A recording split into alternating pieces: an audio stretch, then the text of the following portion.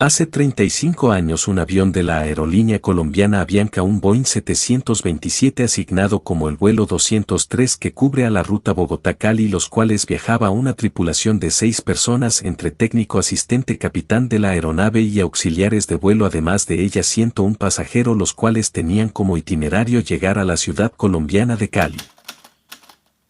Eran las 6:00 de la mañana del 27 de noviembre del año 1989. El avión de Avianca con registro HK 1803-21 despega desde el aeropuerto El Dorado rumbo a la ciudad de Cali sin novedad alguna, pero al poco tiempo desde la torre de control se le pierde completamente el rastro, causando total asombro entre los operadores de vuelo de turno, ya que es casi inequívoca el pensar que tan cerca del aeropuerto técnicamente y visualmente se le haya perdido la visibilidad a la aeronave. Inmediatamente se da aviso a las autoridades pertinentes y a las organizaciones involucradas para este tipo de incidentes.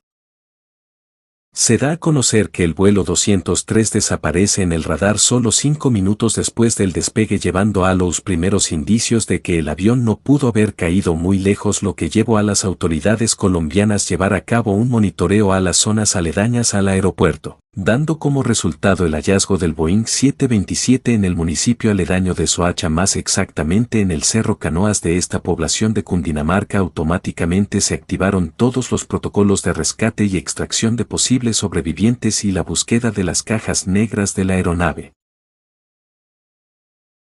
Al sitio llegaron rescatistas con la firme tarea de encontrar sobrevivientes, pero al llegar al sitio se encontraron con una escena desoladora donde la aeronave estaba totalmente destruida, donde no había un solo pedazo de fuselaje completo. Daba a entender que sobrevivientes no habían debido a la magnitud de los hechos. La tarea de rescate de los cuerpos se tornó aún más compleja, ya que debido a la cercanía del sitio de la caída del avión con la ciudad, muchos familiares de los que viajaban a bordo ya estaban en la zona, complicando también las investigaciones.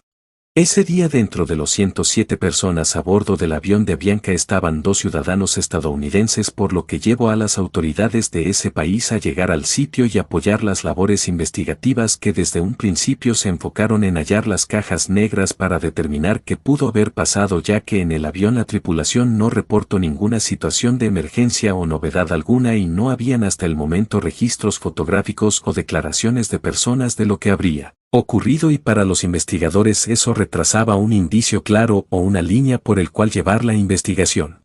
A pesar de todo, las autoridades colombianas y estadounidenses no tardaron mucho en encontrar una posible línea investigativa y darle credibilidad a las declaraciones de un niño que dice haber visto al avión mientras desayunaba desde la terraza de su casa. Conociendo los investigadores esto, llevaron al niño para que les mostrara desde donde había visto el avión y qué había pasado después, y para la primera sorpresa de los investigadores, desde el punto exacto donde el niño se encontraba se alcanzaba a visualizar la zona donde el avión quedó esparcido, y como dato muy importante dice que el avión estaba muy alto y las alas se le desprendieron y el resto de la aeronave caía dando vueltas muy rápido, llevando a los investigadores la conclusión que fue un suceso sorpresivo debido a un estallido dentro del avión. La pregunta para los agentes es: ¿qué lo pudo haber ocasionado? El explosivo detonó en el área bajo la silla 14F correspondiente a la estación 783 del fuselaje, sobre el piso de la cabina de pasajeros. El piso de la cabina de pasajeros fue perforado. La piel del fuselaje de la cabina de pasajeros y la parte superior del tanque central de combustible sección intermedia fueron perforadas. En la cabina de pasajeros comenzó la descompresión relativamente suave y a la vez la presurización del tanque central, lo que causó una explosión de aire diagonal combustible y la ignición del combustible en la parte superior del tanque central, que se extendió rápidamente a través de los tubos de ventilación a las secciones izquierda y derecha del tanque número 2. Por efecto de la presión del tanque se causó el regreso de esta excediendo la presión de la cabina de pasajeros. La integridad de la estructura de las cajas de ala del centro de fuselaje izquierdo y derecho en la sección del tanque número 2 fueron rasgadas bruscamente. El combustible de los tanques 1 y 2 se prendió. La APU localizada del centro del fuselaje fue lanzada a la parte trasera del avión por acción de la explosión aire diagonal combustible. El ala derecha y su tren de aterrizaje se separaron del fuselaje y se incendiaron y luego impactaron con el terreno. El avión se banqueó hacia la izquierda, la cabina de pasajeros completamente descomprimida arrojó desde su interior componentes y pasajeros fuera de la aeronave. El ala izquierda y el tren principal, incendiados, se separaron del fuselaje impactando con el terreno continuando la conflagración, excepto una rueda la cual aparentemente se separó y fue recuperada relativamente intacta. El fuselaje delantero incluyendo la cabina de vuelo se separó sin incendiarse y cayó sobre el terreno en una trayectoria ligeramente separada del patrón del vuelo. El fuselaje trasero con el empenaje, los tres motores y la APU continuaron e impactaron más allá del ala derecha y a la izquierda del punto de impacto del fuselaje. Los restos de la aeronave cayeron cerca del municipio de Soacha. Ninguna persona a bordo sobrevivió y 3 personas murieron en tierra producto de la caída de los restos de la aeronave. Entre las víctimas estaban 2 ciudadanos norteamericanos, por lo que el FBI, específicamente la división que investigó el atentado al vuelo 103 de Pan Am, ocurrido un año antes, y expertos en explosivos del ejército de los Estados Unidos asumieron el caso y realizaron las respectivas investigaciones, descartando un accidente aéreo o un error humano. Debido a la magnitud de la destrucción de la aeronave, al número de muertos en el vuelo que era el total de los pasajeros del avión y arrastros del explosivo C-4 se determinó que fue un atentado terrorista. Una hipótesis confirmada por las autoridades posteriormente al atentado data que un hombre, probablemente 2 y al parecer uno era Carlos Mario Alzate Urquijo, quien habría realizado la reserva el día anterior con un nombre falso.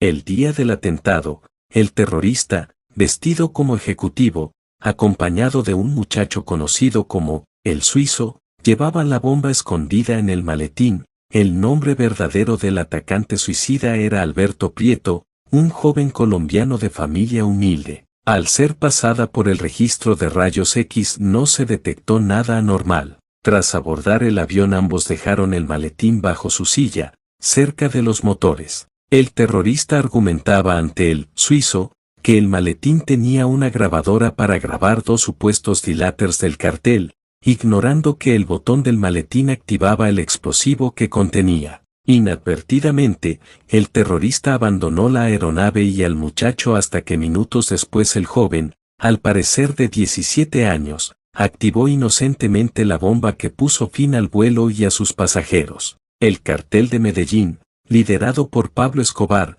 fue el responsable del atentado. Su objetivo, al parecer, era César Gaviria. Luego de las declaraciones, los elementos estudiados de los restos del avión y las investigaciones internas de las autoridades colombianas a estructuras criminales se concluyó que había sido una bomba ubicada dentro del avión y que su principal objetivo era el candidato presidencial para la época César Gaviria que un día antes por recomendaciones de su esquema de seguridad le sugirieron no abordar ese avión.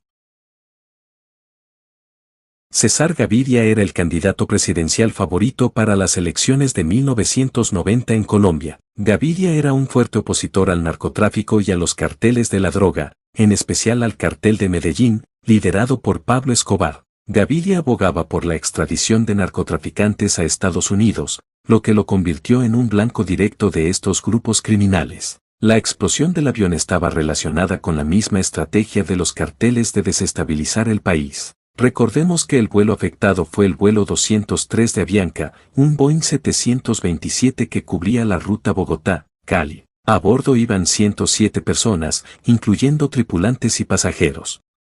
Como responsables del atentado son señalados Pablo Escobar, Gonzalo Rodríguez Gacha y Jorge Luis Ochoa Vázquez, jefes del cartel de Medellín.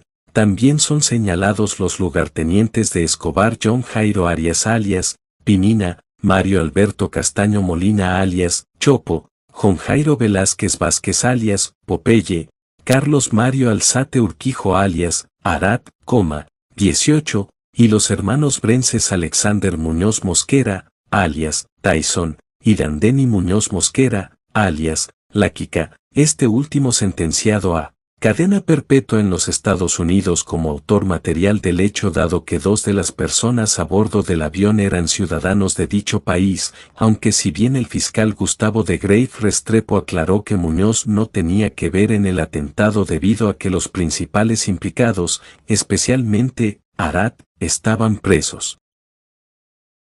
Pero realmente el objetivo tras ese magnicidio sería, entonces, quitar del camino a quien recibiera las banderas de Galán, que fue su jefe de campaña, César Gaviria Trujillo. Según la información del cartel de Medellín, Gaviria viajaría a Cali en el vuelo 203 de Avianca, en ese avión HK-1803. Y esto se da debido a todas las entrevistas realizadas a los pocos responsables que fueron condenados por las autoridades colombianas y estadounidenses, entre ellos alias Popeye y alias Arrete. De igual manera es importante recordar que el atentado terrorista al avión de Avianca se dio una semana antes al atentado contra las instalaciones del Departamento Administrativo de Seguridad DAS en el país de Colombia, exactamente un 6 de diciembre de 1989, dejando como saldo la pérdida de 63 personas e incalculables pérdidas materiales. Este atentado fue parte de una ola de violencia desatada por Escobar y sus aliados como represalia por las políticas de extradición y la persecución que las autoridades colombianas, apoyadas por Estados Unidos, habían lanzado contra los carteles. La explosión del vuelo de Avianca se considera uno de los actos terroristas más letales en la historia de Colombia, y su impacto aumentó la presión sobre el gobierno colombiano y sus aliados internacionales para intensificar la lucha contra los narcotraficantes. Este atentado marcó un punto crítico en la lucha contra el narcotráfico. El atentado del vuelo 203 exacerbó la percepción de que los carteles estaban dispuestos a usar cualquier medio para proteger sus intereses. Investigación y juicio. El atentado fue investigado por las autoridades colombianas y estadounidenses, y aunque varios miembros del cartel de Medellín fueron arrestados y juzgados, Pablo Escobar permaneció como el principal responsable. Finalmente, la violencia derivada de estos ataques llevó a la operación masiva de las fuerzas del Estado para capturar a Escobar, quien fue abatido en diciembre de 1993. Este evento fue un ejemplo de la brutalidad del conflicto entre los carteles de la droga y el Estado colombiano en la época, y su impacto todavía resuena en la memoria del país. Por último, el país de Colombia todavía no sale de la tristeza por este atentado terrorista, el cual para la época de los sucesos separó en un antes y un después el tema aeronáutico de un país donde las personas le temían viajar en avión pensando que por la complejidad de la situación de un país y sus carteles, en cualquier momento podían ser también víctimas de un atentado de igual magnitud o peor, llevando a las compañías aéreas colombianas a entrar en un retroceso en sus operaciones aéreas y sus costos de operatividad aumentarán considerablemente, ya que la demanda de tiquetes será baja y sus seguros para su función incrementarán, sobre todo el pago de los seguros e indemnizaciones a sus pasajeros, ya que ninguna empresa aseguradora quería tomar esas responsabilidades latentes en un país lamentablemente envuelta en un caos a causa de los carteles de droga, principalmente el cartel de Medellín, donde muchos de sus integrantes pagaron condenas relacionadas con el atentado al avión 203 de Avianca con registro HK-1803, donde fallecieron 101 pasajeros,